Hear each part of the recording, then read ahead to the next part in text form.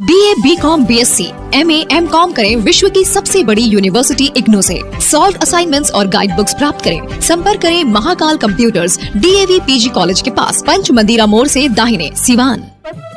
शादी, विवाह, मंगनी और बर्थडे पार्टी के लिए AC हॉल और AC रूम के साथ होटल सिवान पैलेस बिल्कुल आपके बजट में उपलब्ध है। सबसे सस्ता, सबसे अच्छा। पता SKG मिल बाईपास रोड, चमरा मंडी, सिवान। प्रशांत किशोर ने मीडिया संवाद कार्यक्रम के दौरान सिवान में पत्रकारों को संबोधित करते हुए कहा कि मैं बिहार के सामाजिक और राजनीतिक जीवन का एकमात्र ऐसा व्यक्ति हूं जो पहले दिन से कह रहा हूं कि शराबबंदी बिहार के लिए नुकसानदायक है। शराबबंदी को तुरंत हटाया जाना चाहिए। शराबबंदी से पूरी दुनिया में किसी भी समाज का आर्थिक और सामाजिक विकास हुआ हो, इसका कोई भी प्रमाण नहीं। अगर शराबबंदी के जरिए ही सामाजिक और आर्थिक विकास हो सकता था तो दुनिया के दूसरे देश भी इसको लागू करते। बिहार में शराबबंदी से सरकार को हर साल 20,000 करोड़ का नुकसान हो रहा है।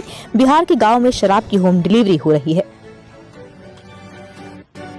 यूज करेंगे, अपना जॉब ले लेंगे, तो क्या प्रशांत किशोर युवाओं के लिए क्या कुछ करेंगे? मेरे भाई, हम ऐसी कोई वादा करते ही नहीं है जो कि हम ना कर सकें। मैंने ऐसा कहीं नहीं कहा है। जैसे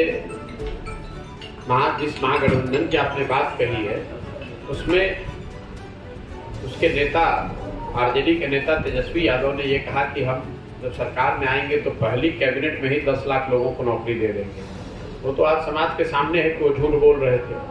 उसके बाद माननीय मुख्यमंत्री नीतीश कुमार ने 15 अगस्त को कहा कि वो 10 लाख लोगों को नौकरी दे देंगे। मैंने खुली चुनौती दी हुई है, अगर ये दोनों लोग मिलकर भी 1 साल के अंदर 10 लाख लोगों को सरकारी नौकरी दे दें तो मैं ये पूरा अभियान उनके समर्थन में वापस ले लूँगा और उनके नाम का झंडा लेकर ढोऊँगा। ये लोग समाज को बेवकूफ़ बनाना, कोई भी बड़ी बात कह देना बिना सोचे समझे, उनको ये पता भी नहीं है कि 10 लाख नौकरी देने का क्या खर्च होगा, उनको ये पता ही नहीं है कि 10 लाख नौकरी देने की व्यवस्था क्या की जाएगी। लेकिन गलती सिर्फ उनकी नहीं, गलती उनकी नहीं जो झूठे वादे कर रहे हैं, गलती आपकी और हमारी भी है जो उस झूठे वादे को बिना जांचे परखे सही मानकर उस पर वोट कर रहे हैं। जिस दिन तेजस्वी यादव ने ये घोषणा करी तब बिहार की जनता को ये पूछना चाहिए था कि भाई, आपकी पार्टी की, आपके पिताजी, आपके माताजी की सरकार थी इसी राज्य में 15 साल। उस 15 साल में आपने कितने लोगों को नौकरी दी? और अगर नहीं दी तो आज आपके पास कौन सा ऐसा ज्ञान आ गया है कि आज आप वो नौकरी दे देंगे? उसी तरह नीतीश कुमार ने 15 अगस्त को जब गांधी मैदान से घोषणा की पिछले साल, तो लोगों को ये पूछना चाहिए था कि भाई, आप 17 साल से मुख्यमंत्री हैं, अगर 10 लाख लोगों को नौकरी दी जा सकती है या दी जा सकती थी तो आप इंतजार किस बात का कर रहे थे? पिछले 17 साल में दे देते। तो ये बातें तो भरी दोपहरी में आंख में धूल झोंकने वाली है। मैंने ये कहीं नहीं कहा कि युवाओं को कितने नौकरी दी जाएगी। मैं ये कह रहा हूँ कि बिहार में स्ट्रक्चरल चेंज की जो जरूरत है वो है शिक्षा। दूसरी योजना है जिसकी बड़ी चर्चा होती है वो है स्वच्छ भारत अभियान। स्वच्छ भारत अभियान की पेपर पर ODF स्टेटस होने के बाद भी बिहार में आज खुले में शौच करीब करीब हर गांव की सच्चाई है। और सिवान में स्थिति मुझे लगता है कि जो मैं 5 जिले गया हूं उसमें सबसे खराब पश्चिम चंपारण में दिखा, उसके बाद दूसरा सबसे खराब मुझे सिवान में दिख रहा है। गोपालगंज और पूर्वी चंपारण में स्थिति थोड़ी इससे बेहतर है। सिवान में हर गांव के बाहर खुले में शौच बिल्कुल हर गांव की सच्चाई है। बिना गमछा नाक पर बांधे हुए आप किसी गांव से निकल नहीं सकते हैं। लोग बताते हैं कि शौचालयों के बनाने की इस योजना में व्यवस्थित तरीके से हर शौचालय पर 2,000 से 4,000 रुपया घूस लिया गया है। पैसे ले लिए गए, लाभार्थियों को 12,000 रुपये दिया गया।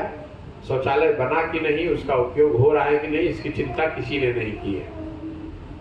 तीसरी बड़ी योजना है आवास योजना, जिसको पहले इंदिरा आवास योजना कहते थे, अभी प्रधानमंत्री आवास योजना कहते हैं। ज़्यादातर लाभार्थी गाँव में आज भी इंदिरा आवास योजना वाले ही हैं, उनकी संख्या ज़्यादा है।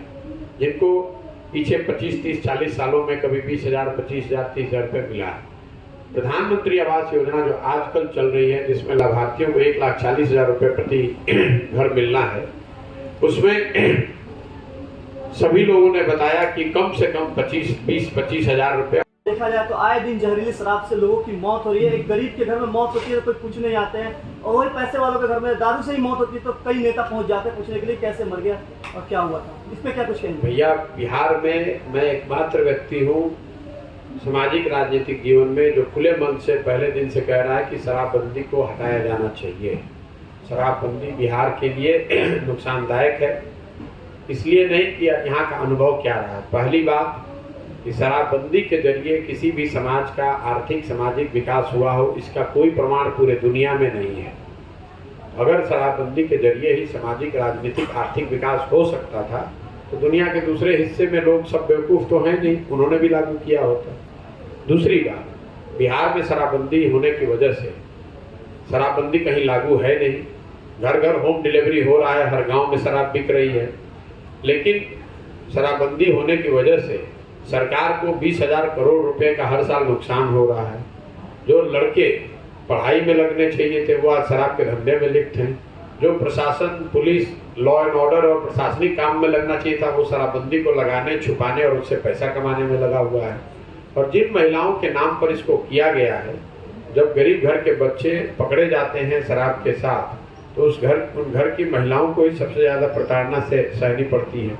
उनको कोर्ट कचहरी और थाने का चक्कर लगाना पड़ता है। और अंतिम बात, जिस गांधी के नाम पर, महात्मा गांधी के नाम पर नीतीश कुमार कभी कभी कहते हैं कि ये शराबबंदी लागू है, ये सिरे से झूठ बात है।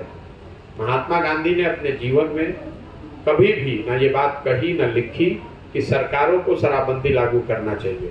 महात्मा गांधी ने ये कहा कि शराब पीना बुरी बात है, समाज में शराब लोग न पिए इसका प्रयास होना चाहिए। लेकिन उन्होंने सरकार को ये नहीं कहा कि आप कानून बनाकर शराबबंदी कर दीजिए और शराब पीने वाले को पकड़ के जेल में डाल दीजिए। ये तो ऐसे हो गया कि महात्मा गांधी ने ये कहा कि वेजिटेरियन होना अच्छी बात है और कल सरकार ये कानून बना दे कि जो भी नॉन वेजिटेरियन है उसको वो गैर कानूनी है। तो दोनों में फ़र्क है। और मैं ये रोज़ दावा करता हूँ कि जो लोग भी गांधी के नाम पर इसको कह रहे हैं उनमें अगर दम है तो वो दिखा दे कि गांधी जी ने ये कहाँ कहा है कि सरकारों को शराबबंदी लागू किया जाना चाहिए। बहुत बहुत धन्यवाद भैया, मेरी एक मीटिंग में